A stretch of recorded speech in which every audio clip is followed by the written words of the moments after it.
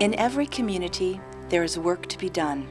In every heart, there is the power to do it. Nearly 1 in 5 people under the age of 65 are without health insurance in America. In Wisconsin, a state that is doing better than most, 12% of our citizens go without coverage. In Jefferson and Dodge counties, 13,000 of our friends, our neighbors, and our family members do not have health insurance. I have a lot of medical problems. I'm 31 years old and I've already racked up about over $15,000 in medical bills through emergency room visits and things like that. I work at Subway now and we don't have any sort of medical benefit options. I am an assistant manager in training, so I will have those options, but for the time being I don't. And I also am a pharmacy technician, but there's one pharmacy in town and they're not hiring, so I'm stuck without the medical that I need.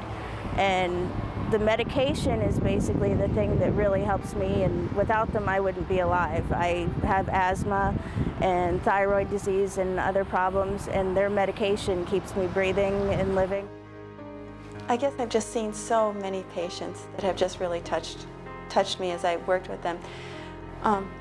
One I can think of is a woman in her 50s who was an office manager in a small office that doesn't carry good insurance coverage, but she did have it until she had a stroke, which was just a tragic thing. She told me she had never been in debt in her entire life except for a house and a car, and she had always paid all her bills and everything else, and now she was $27,000 in debt because of the hospitalization with the stroke.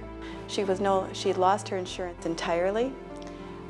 Now the doctor's office had her start coming back. She was only able to work part-time, and she had an autoimmune disease, which the medication costs over $700 per month. And if she didn't get that medication, she was going to die. In 2006, a number of our healthcare professionals, along with the Dodge-Jefferson Healthier Community Partnership, came together to do something about this problem. They had seen the faces of the uninsured, and they knew that something had to be done. They believed that the Watertown community would come together to help their fellow citizens in need, and that a clinic to help the uninsured was feasible. Together, they formed the Watertown Area Cares Clinic Committee, with hopes of opening the clinic in early 2008. Watertown area has a very diverse population, and within the population of Watertown, we have diverse needs. And as we have become more familiar with our community and their needs, we have identified that the number of uninsured individuals continue to increase.